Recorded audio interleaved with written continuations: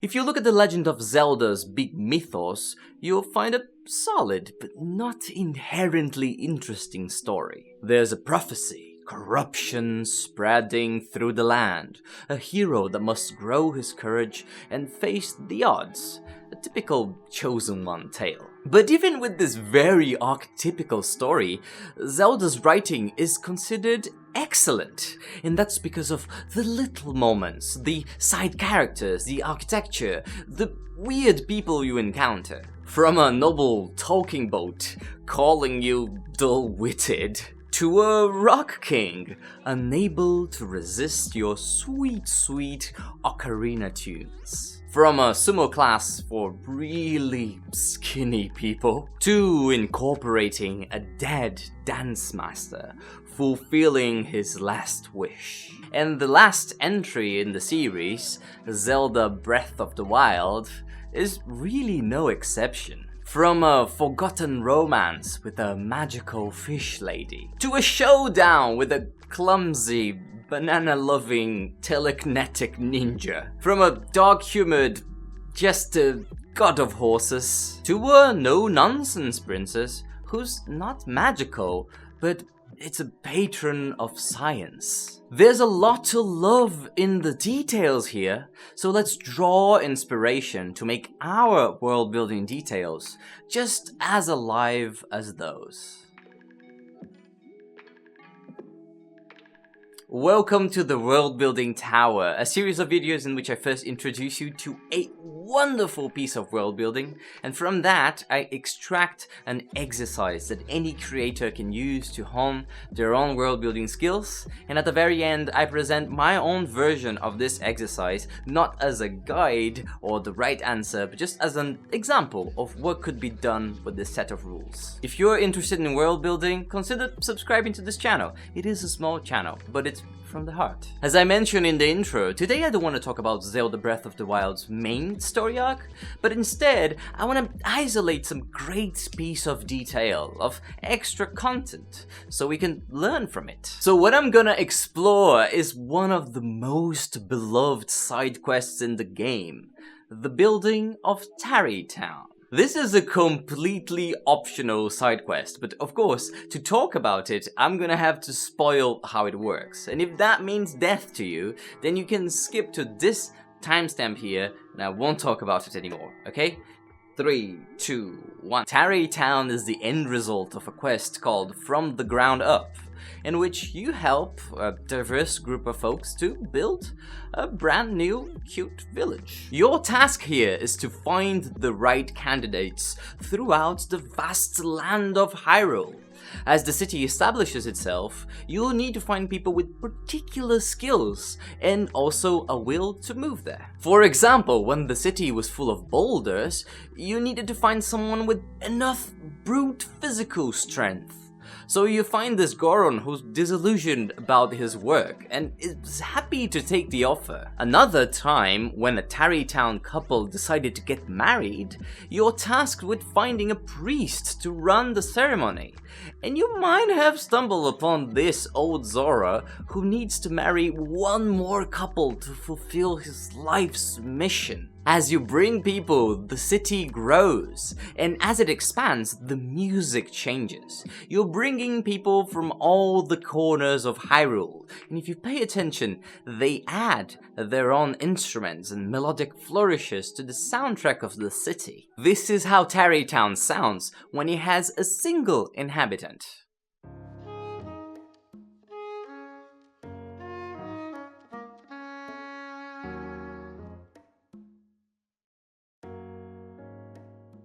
And this is how it sounds when it has 6.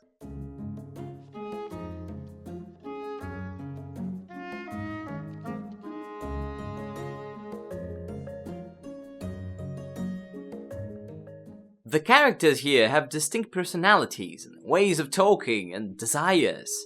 But that's just the basics. Zelda is fabled for its quirky characters, and the way they do the quirkiness here is just brilliant in its simplicity. Tarrey Town is being built by Bolson Construction, And they're more than a construction company. They represent a lifestyle, a way of being. So in accordance with the Bosun construction policy, every person you bring to town must have a name ending with the syllable son. We don't want Peters and Sophies, we want Allisons and Tysons. This is not only a Monty Python-esque restriction, but it also reframes the whole aspect of the game. You might have encountered the people you needed before in your travels. You were just not really paying attention to their names. But now you are. If that was a book, I might have backtracked a couple of chapters just to look for minor character names, see who the protagonists have encountered. And this makes the quest interesting, memorable. This makes you want to fulfill this quest. Even though you're not one of the people moving to the city, you don't have the right name. At the end, when you fulfill all of the requirements, there's a wedding between Hoodson and Ronson, and that marks the end of the quest. Though the town gives you very little game advantage for the time it takes to complete, this is all the motivation you need. You're not there for the items, you're there for the wedding, you're there for the characters. This is not a game wasting your time, you're having fun, and this is why you should play games. Cool. So that's Zelda's writing doing its magic. And there's something else here in this quest. It's not only good storytelling, it is also additive storytelling. You're building this town as you're building this narrative, quest by quest, character by character. Each new piece adds value to every other piece that's already there. Just like the town's soundtrack gets more interesting and complex, the story of the town is more than the sum of its parts. You added one layer after the other. You understood how they connected and interacted. You had to travel the world to gather the full picture here. I think that's a wonderful structure for a world-building exercise. Let's give it a shot.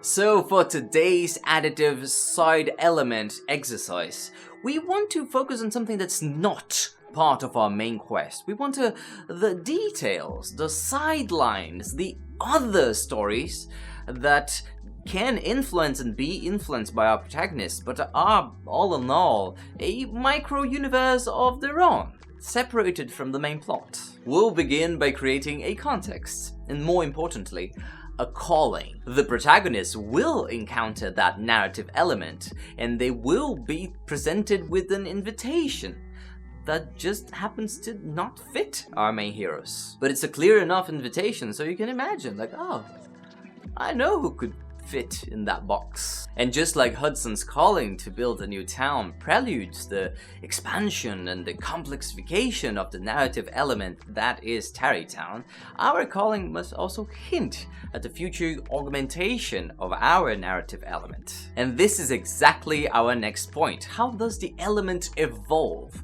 How do we create an environment that with each layer, with each step, it becomes way more interesting than before? Finally, we don't want to create an element that's completely detached from the protagonist, or else we're never gonna see it, we're never gonna interact with it.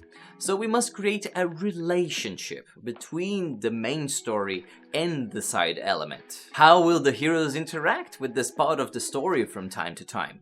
How will the interactions change as the element evolves? Bonus item, and this one is optional because it's not gonna work for every single narrative.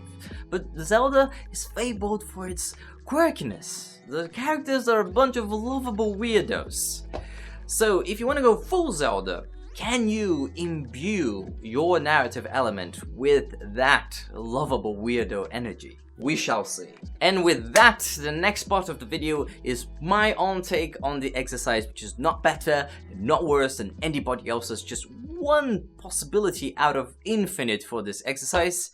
If you want to pause this video and do your version before being influenced by mine, that's absolutely cool. And I would invite you to post your results in the comment section below. There's a lovely exchange between a bunch of world builders asking questions and finding inspiration from each other. And if you want to contribute to that, that would be cool. So without further ado, let's build some side elements.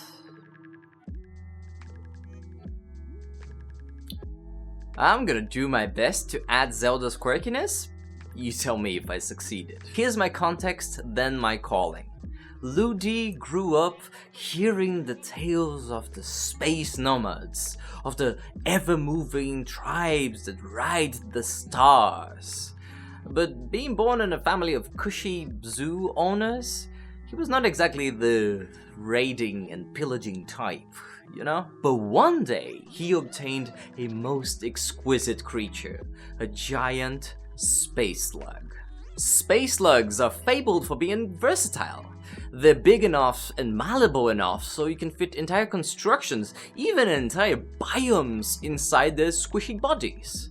And they can fly through the cold of space like it was no big deal. Ludi and the slug became fast friends, and he decided to live the nomad life he always wanted. But the thing about space slugs is that they're slow. No real nomad would ever join Ludi in his sluggish space adventure. Ludi was lonely. And this is where our main adventurers, whoever they are, encounter Ludi for the first time. An animal caretaker, voyaging through space with this very particular resource that is the slug, and feeling kinda lonely. He seeks companions, he seeks other people who share his wandering dreams. And he can offer something pretty unique. All the non-nomads who wish to travel the galaxies but do require a big setup, he can fit them in. So this is the people he's looking for. People with traveling and discovery rooted deep in their hearts, but with a trade or a body that really shouldn't be moving around. As time passes and Ludi perseveres, the slug starts to become some sort of a freelance collective. But mainly freelance activities that really don't feel like they should be flying through space. Like a nomad accountant. But these people really have a passion for traveling, and Ludi embraces them. There's two interactions with the protagonist here.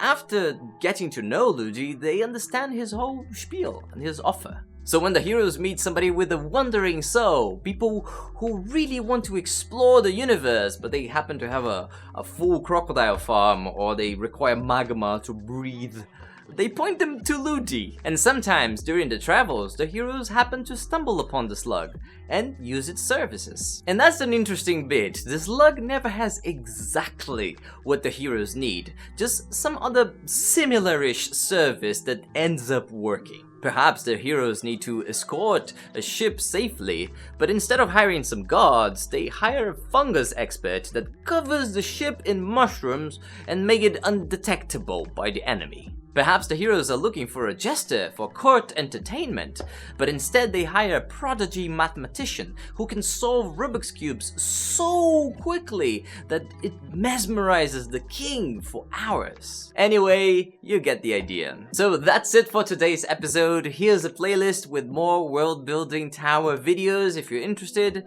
Please, I beg you, put your own version of the exercise in the comments below. It makes my day, really. As always, thank you so much for my Patreon for trusting this tiny channel. Your support humbles me. And if you want to help this channel in a non-financial way, the best way is just to share it with people you love. Use the power of social media. Thanks, folks. Hope you find this cool and useful. See you next time. Ciao.